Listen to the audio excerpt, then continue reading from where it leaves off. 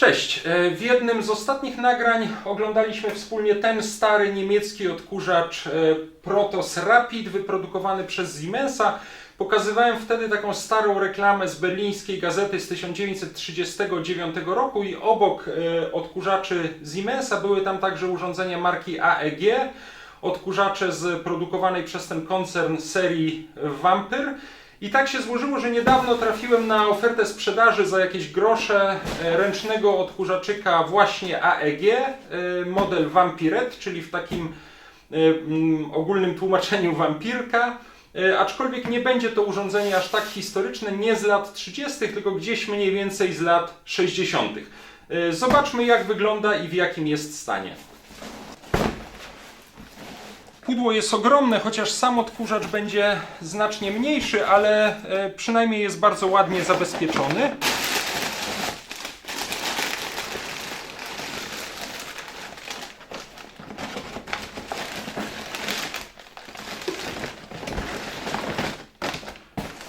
I połóżmy go na stole. Tutaj jest jeszcze worek do odkurzacza. Nic więcej nie ma. Nic więcej nie ma. Tu jest jeszcze kawałek rury. No to chyba wszystko. Pamiętam, że w ofercie sprzedaży już dalej innych akcesoriów nie było. Nie było też niestety ssawki do tego odkurzacza i nie było też drążka do niego, ale to zaraz zobaczymy. Dobrze. Czyli jeszcze raz. Tutaj mamy całkiem ładnie zachowany worek na kurz, z takim trzymającym go w środku i nadającym mu kształt drutem. Tutaj mamy sam odkurzacz z chyba oryginalnym kablem i oryginalną wtyczką. I tutaj mamy rurę do niego. To są wszystkie elementy. Możemy zaraz spróbować podłączyć ten worek, chyba w ten sposób. Tak, dosyć prosta konstrukcja i tak wygląda cały ten odkurzaczyk. Czego w nim brakuje? Tutaj widzę, że jest pęknięte mocowanie z ssawki. No trudno, tę część da się dokleić, z tą nic nie zrobię, chyba że dorobię z jakiegoś plastiku taki kawałeczek. Tutaj była zakładana rura i na rurę powinna być jeszcze zakładana ssawka. Niestety takiej nie mam, sprawdzimy potem, czy pasują od innych odkurzaczy. Aczkolwiek nie sądzę, tutaj widzę, że ktoś próbował coś kombinować z zainstalowaniem jakiejś innej ssawki. Jeżeli nie będzie takiej możliwości, to po prostu do próby tego odkurzacza zrobię dokładnie to samo, czyli nie wiem, wkleję tutaj prawdopodobnie jakąś ssawkę od polskich odkurzaczy. I na pewno brakuje tutaj jeszcze drążka.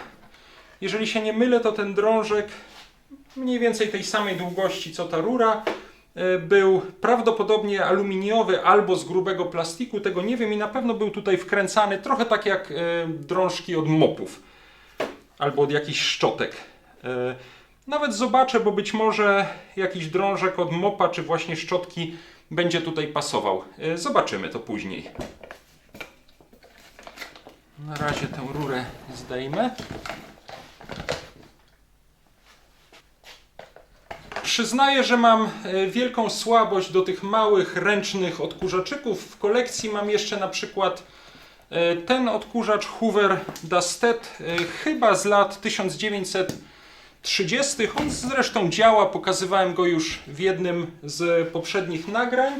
I mam jeszcze ten znacznie nowszy, również model odkurzacza ręcznego Hoover Dastet, chyba gdzieś z przełomu lat 60. i 70. wykonany nie z plastiku, tylko z lakierowanego metalu. Ten jest w obudowie plastikowej. Pokazywałem go także w jednym z nagrań. No, ten AEG Vampiret różni się nie tylko mocowaniem worka. Tutaj w tych Hooverach, jak widzicie, powietrze wchodzi z ssawką, przechodzi przez silnik i wpada tutaj do znajdującego się na wylocie powietrza worka i dopiero tutaj zbiera się cały kurz.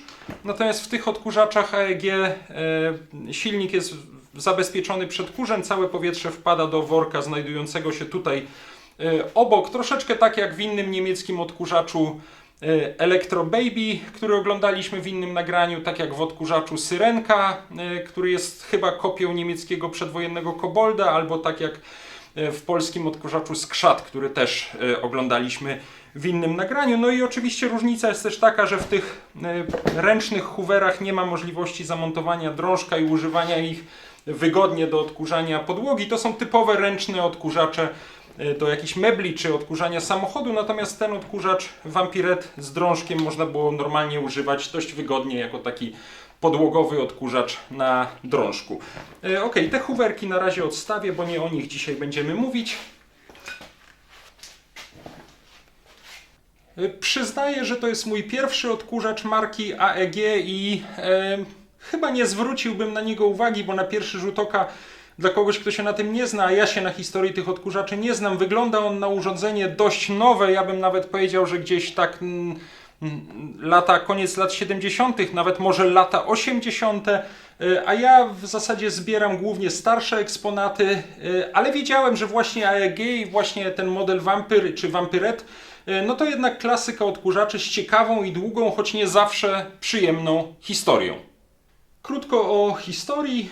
Firma AEG powstała w latach 80. XIX wieku, założona w Berlinie przez przemysłowca Emila Rathenau'a, a ten skrót AEG po niemiecku oznaczał Allgemeine Elektrizitätsgesellschaft, czyli w tłumaczeniu na polski coś w rodzaju powszechnego towarzystwa elektrycznego, i w kolejnych latach AEG stał się jednym z największych elektrycznych koncernów nie tylko w Niemczech, ale w ogóle w Europie i odegrał ogromną rolę w rozwoju sieci energetycznych i w Niemczech, i w innych krajach. Na przykład ciekawostką jest to, że AEG grało kluczową rolę w elektryfikacji zarządzanej wtedy, w tamtych latach przez Wielką Brytanię, Palestyny.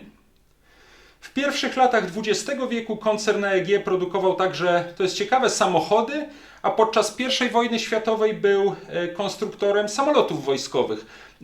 To już jest kolejny raz, kiedy mamy do czynienia z odkurzaczami produkowanymi przez firmę z doświadczeniem motoryzacyjnym i lotniczym. Podobnie jak w przypadku firmy Siemens-Schuckert, o której mówiliśmy przy okazji prezentacji odkurzacza Protos Rapid, i podobnie było też z moskiewską fabryką Dux, która po rewolucji zmieniła nazwę na Zakłady Komunar, a po II wojnie produkowała m.in. odkurzacze Czajka, i o tym też już była mowa w nagraniu o tych radzieckich odkurzaczach.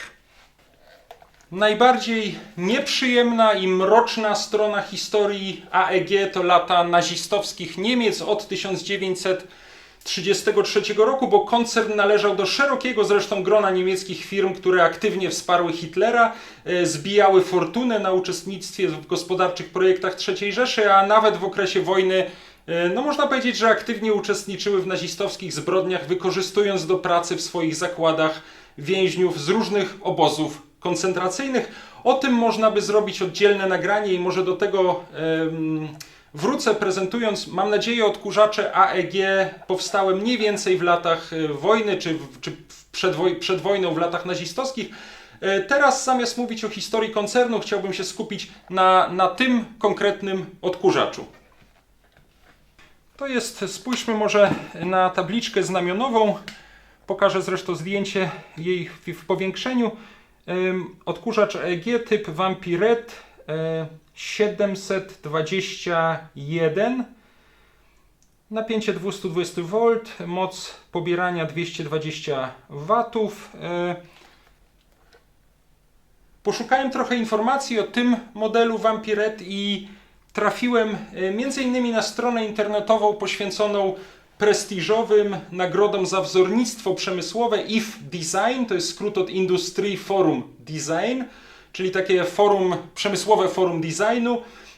Te nagrody są do dzisiaj zresztą przyznawane od 1954 roku i dokładnie ten model AEG Vampirette znajduje się wśród laureatów nagrody IF Design za rok 1962. Zresztą tę samą nagrodę w innych latach otrzymywały też m.in. odkurzacze Rapid Siemensa. Na pewno będę do niej jeszcze wiele razy wspominał przy prezentacji, mam nadzieję, innych niemieckich powojennych urządzeń. Przyznaję, że mnie osobiście bardziej podoba się starszy model Vampiret z lat 50., wykonany jeszcze nie z plastiku, ale z metalu i bakelitu. On ma nawet tę górną rączkę troszeczkę podobną, pokażę to jeszcze raz, do tego odkurzacza Hoover Dusted. Z kształtu jest bardzo podobna rączka w tej starej Vampiretce z takim suwakowym przełącznikiem, także wykonana z bakelitu. Mam wielką nadzieję, że uda mi się także tę starszą Vampiretkę zdobyć i pokazać Wam w jednym z kolejnych nagrań. Teraz chętnie zajrzałbym do środka tego odkurzacza. Nie jestem tak do końca pewien, w jaki sposób się go rozkręca. Tutaj nawiasem mówiąc z tyłu, pod mocowaniem drążka widzę coś, co wygląda jak gniazdko elektryczne. Zajrzymy później, czy rzeczywiście tutaj jest doprowadzone napięcie. Powiedziałbym, że jest to gniazdko suszarki do włosów, bo z takimi rozwiązaniami spotykaliśmy się zarówno w polskich odkurzaczach Gamma 2.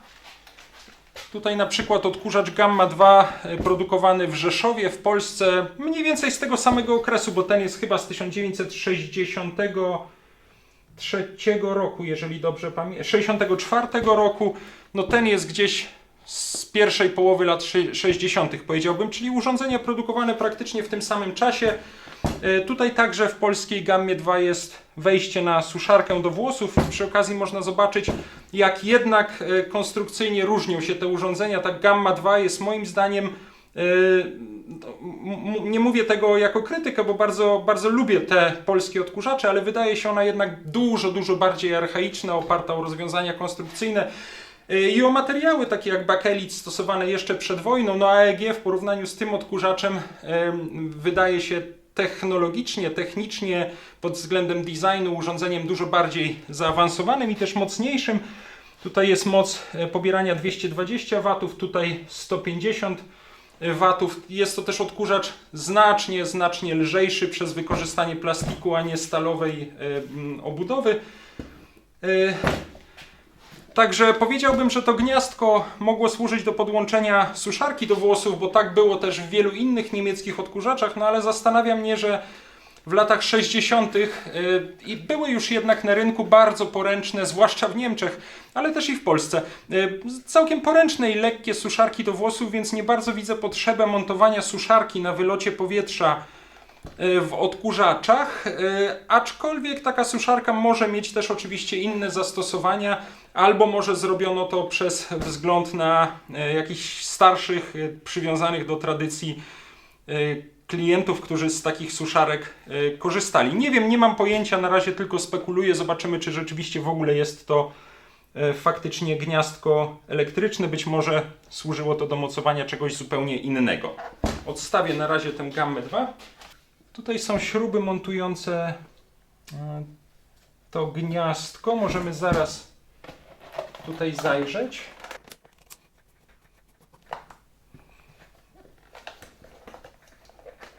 Ok, to nam chyba wychodzi jednak.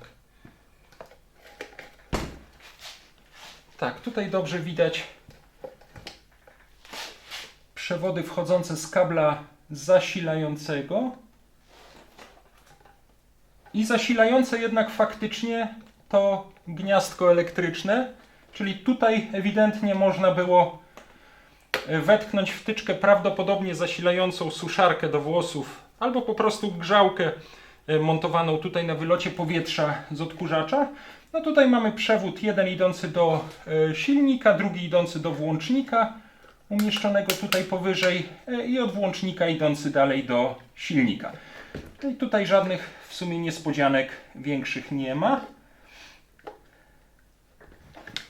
Na razie nie będę tego przykręcał, bo tutaj są jakieś 3 śruby, które prawdopodobnie trzymają silnik. Zobaczymy to później.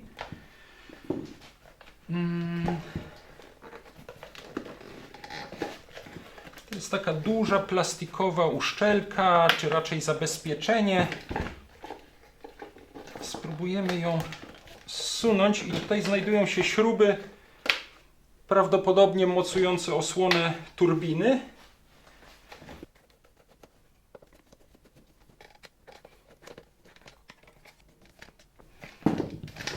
teraz chyba mogę już zdjąć. No wcale to tak łatwo. O, schodzi. Dobrze.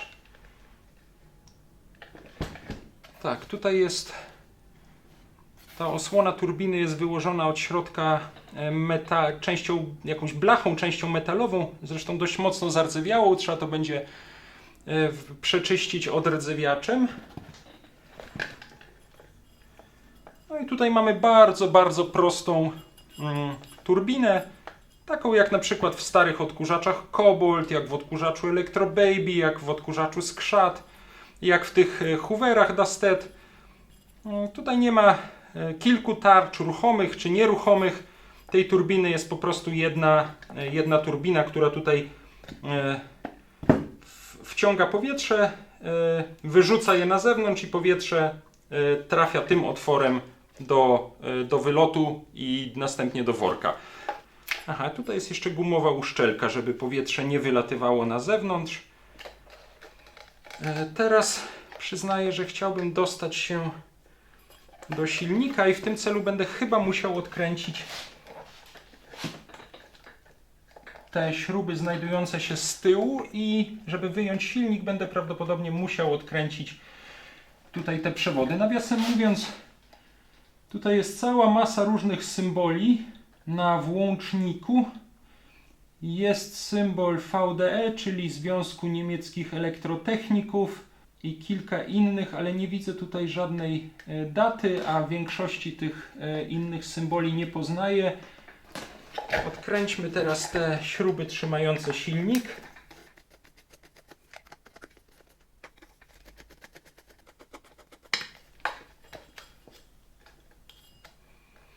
No i co?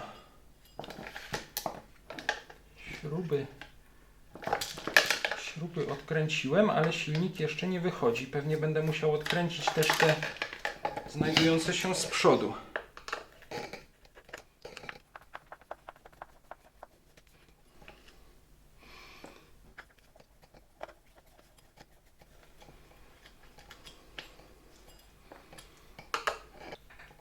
O, dobrze, tutaj jedna śruba miała główkę pełną brudu i trudno było włożyć w nią śrubokręt.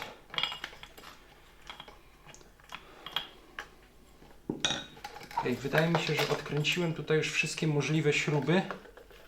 Wyjmę jeszcze tę uszczelkę.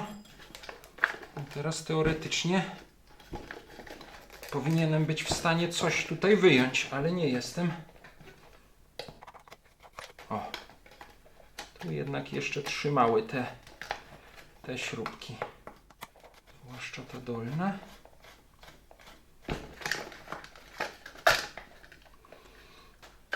Ok, to w zasadzie tej rączki nie musiałem odkręcać, bo to mi nic w wyjęciu silnika nie pomaga, ale zawsze warto poznać budowę. Myślę, że od razu odkręcę też tutaj te przewody idące do silnika, bo one mi będą przeszkadzały. Tak, krótszy będzie szedł potem tutaj do włącznika. Ok, tą śrubkę od razu tutaj wkręcam. I tutaj muszę odkręcić tę drugą śrubkę. Tutaj przewód z kabla zasilającego łączy się z przewodem idącym do silnika i jednocześnie zasila to gniazdko suszarki. Tą całą część mogę odłożyć. Tę część mogę zdjąć. Pytanie, jak go wyjąć? O! Po prostu na wcisk. I wyciągamy cały silnik. Jeszcze jakieś podkładki wypadły ze środka. Zobaczymy, do czego one służyły. Tutaj z boku na sprężynkach jest mocowanie worka na kurz. To nam na razie nie będzie potrzebne całe. Tutaj jest z tyłu taka gumowa podkładka amortyzująca silnik. No, budowa, fajnie, że ją rozebraliśmy, bo przy okazji będzie do wyczyszczenia. Tutaj na wierzchu silnika jest taka filcowa podkładeczka z papierem preszpanowym. Na kondensatorze niestety nie widzę żadnej daty produkcji. Mocowanie szczotek jest takie troszeczkę nietypowe. Zwykle w tego rodzaju silnikach, przynajmniej w tych polskich czy nerdowskich, które oglądaliśmy, komutator znajduje się tutaj. Tutaj są szczotki, a tutaj tak jakby jest w tym przypadku od razu tuż za turbiną.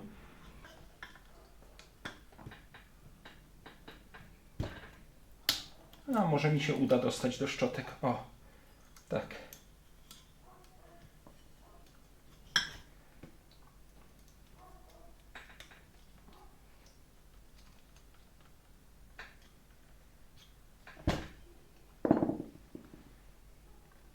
Tak wygląda szczotka w odkurzaczu AEG. Mam wrażenie, że jest dokładnie taka sama jak na przykład w polskich odkurzaczykach Gamma 2. Zaraz możemy zmierzyć jej wymiary. Szczotka, nawiasem mówiąc, jeszcze w zupełnie niezłym stanie. Przepraszam, muszę wyzerować. Zobaczmy. 6,20, no powiedzmy 6,30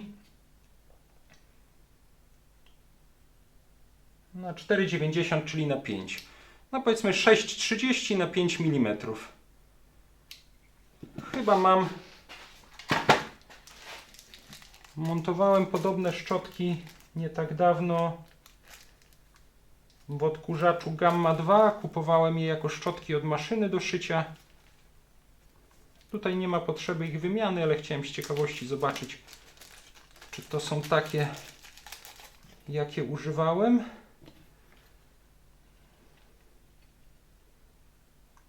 No, 4,80, powiedzmy 5 mm na 5,90, czyli to jest 5 na 6, a te są troszeczkę większe, 5 na 6,30.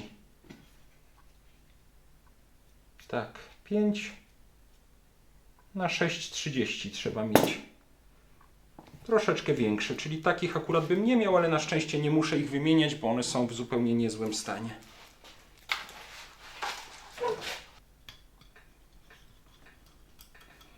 Okej, tak. Teraz tak muszę włożyć te blaszki. Ok. Weszły do środka i teraz zaginam tę blaszkę z przylutowanym przewodem. I szczotka dotyka komutatora. Teraz podczyszczę trochę ten silnik z kurzu.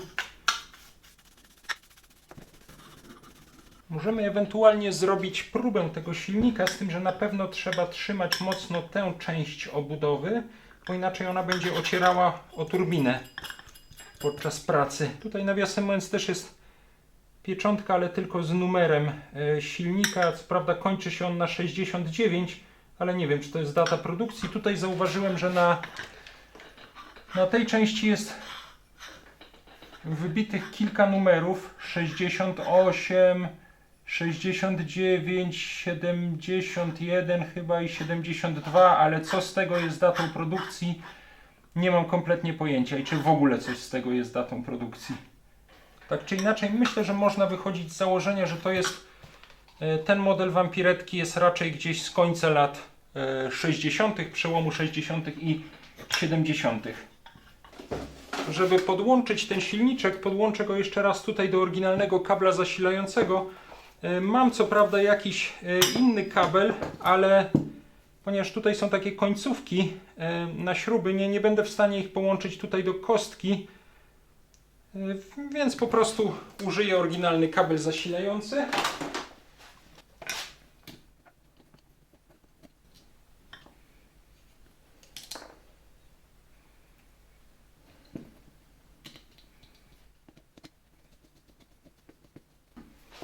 Dobrze.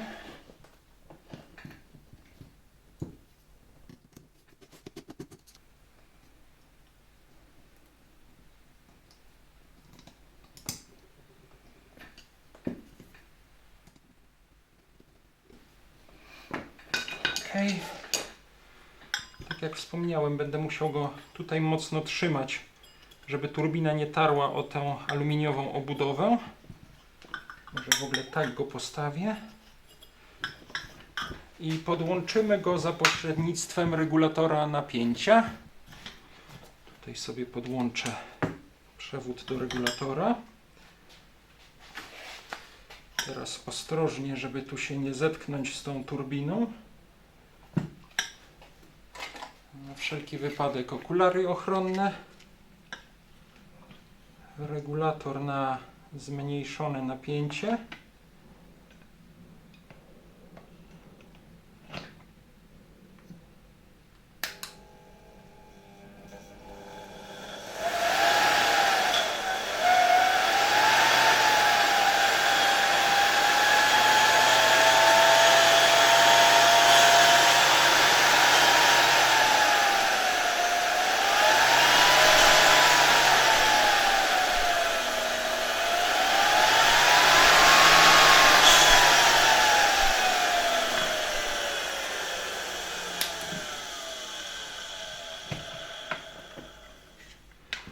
Działa całkiem fajnie, przy okazji wiemy też już, że działa tutaj oryginalny przełącznik.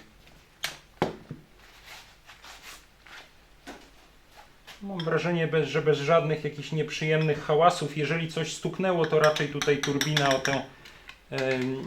o tę obudowę. Myślę, że możemy teraz wyczyścić ten środek obudowy i zamontować silnik z powrotem. To jest odłączone. Muszę go tylko znowu tutaj odłączyć od kabla zasilającego. I tutaj tak. Nikogo nie ma w domu, więc mogę wykorzystać zlew w kuchni do mycia odkurzacza. Inaczej zostałbym zaraz ochrzaniony, że znoszę tutaj jakieś brudy. A tu się bardzo wygodnie czyści.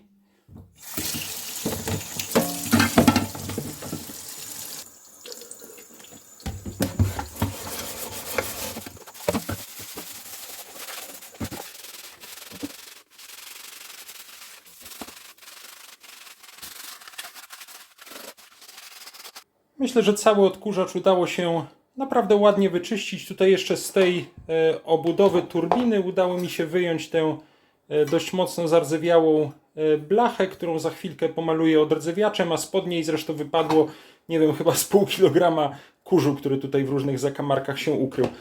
Udało mi się też doczyścić kabel, który był bardzo zabrudzony i myślę, że za chwilę będziemy mogli ten odkurzacz ponownie złożyć i będzie w całkiem ładnym stanie. Jeszcze zaraz wezmę się za sklejenie przynajmniej tego odpadającego tutaj fragmentu mocowania z sawki. No i tak, na stole mam już cały odkurzacz wyczyszczony i gotowy ponownie do zmontowania.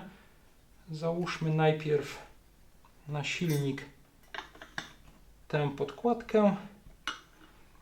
Tutaj udało mi się tę blaszaną część osłony turbiny całkiem ładnie wyczyścić i zabezpieczyć odrdzewiaczem. Ona również może już tutaj się znaleźć w środku.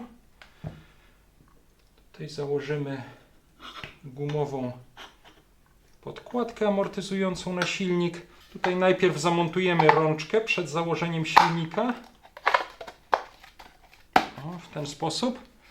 Ponieważ tutaj tam są takie 3 plastikowe kwadraciki, w nie muszę włożyć nakrętki śrub trzymających rączkę, co nie będzie łatwe, bo trudno mi tu zmieścić rękę w tej obudowie, ale jeden już wszedł. Może to zrobimy inaczej. O, w ten sposób na śrubokręcie po prostu. Okay, druga nakrętka weszła. Trzecia nakrętka. To trzeba z każdą śrubką robić po kolei, trzymając jednocześnie nakrętkę z drugiej strony, inaczej one po prostu wypadają. Jest jedna. Teraz druga.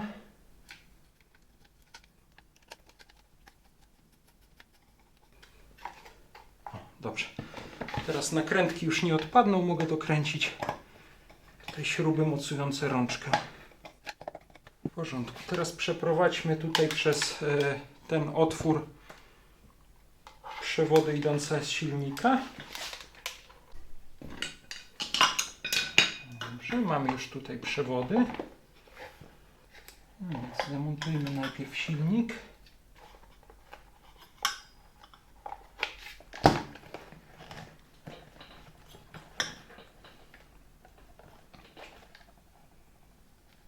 Wszystko chyba ładnie weszło. Możemy 3 śrubami zamontować silnik.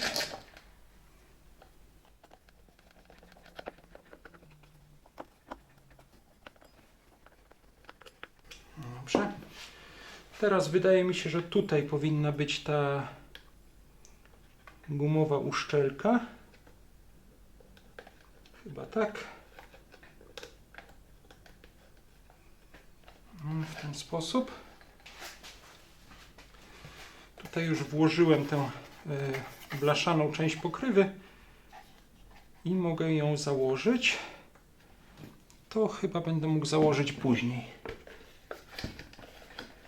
Ok, wszystko ładnie weszło. Tak, teraz 4 śrubkami mocuję pokrywę turbiny.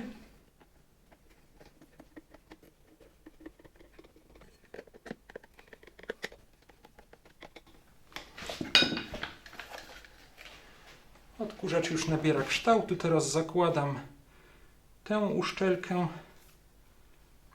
Nie pamiętam. Tak, chyba w ten sposób, bo tutaj będzie przylegało to mocowanie worka. W ten sposób będzie równo. Mi się wydaje tak. O, dobrze.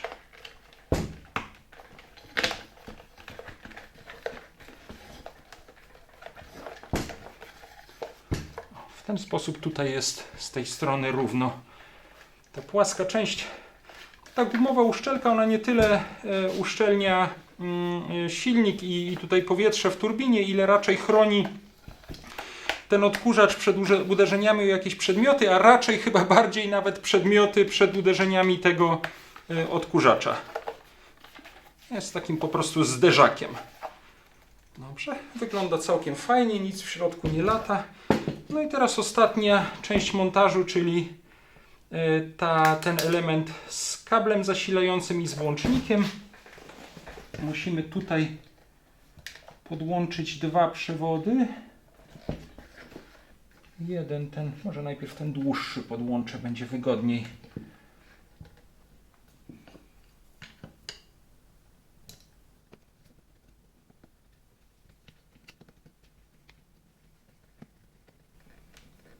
Okay. A drugi łączy się tutaj po prostu z włącznikiem. Troszkę to jest niewygodne, ale myślę, że w ten sposób uda się go ładnie przykręcić. Ok.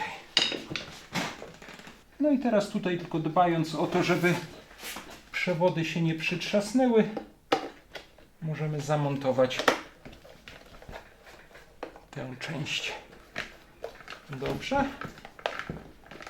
I od spodu przykręcam 2 śrubki z podkładkami. Tutaj muszę troszeczkę jeszcze dopchnąć. O, tak.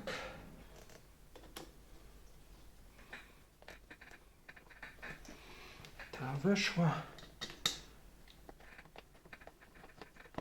Ok. Weszło. Fajnie.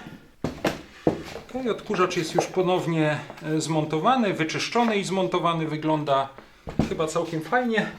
Ostatni etap montażu, czyli worek na kurz. Tutaj do worka idzie taki ryjek.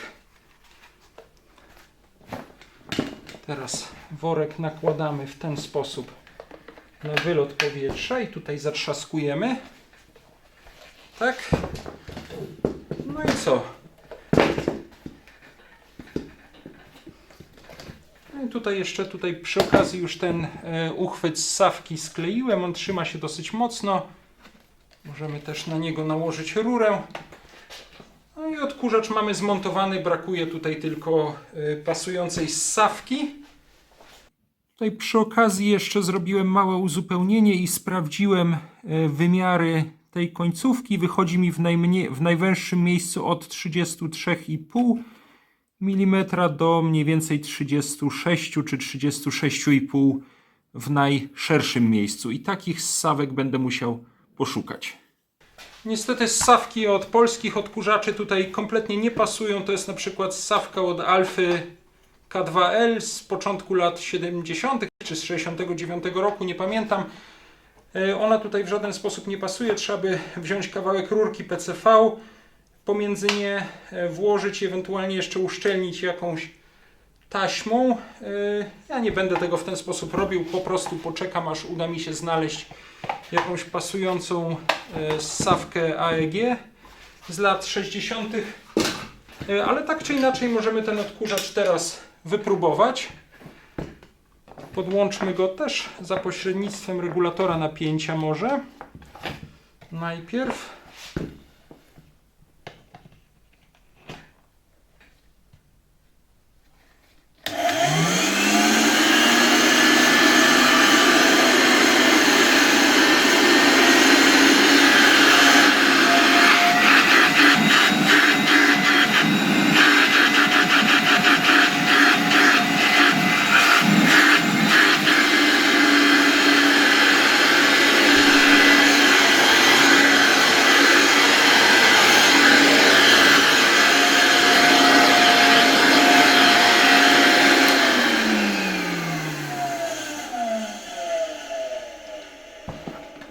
Odkurzacz działa całkiem fajnie, tutaj nawet dosyć mocno zasysa powietrze. Widzieliście, że worek wypełnia się także powietrzem. Jest trochę śmieszne uczucie podczas pracy z tym odkurzaczem, bo ta turbina obracająca się jednak daje dosyć sporą siłę odśrodkową i on tak jakby żyje własnym życiem. To znaczy, zaraz to pokażę jeszcze raz, sam się troszeczkę porusza w ręku. Trzeba z nim trochę walczyć i cały czas człowiek ma takie wrażenie, jakby ten worek na przykład o coś się zaczepił i ciągnął w drugą stronę. Ale po chwili przyzwyczajenia myślę, że nie będzie to przeszkadzało w pracy. Włączmy go na chwilkę jeszcze raz.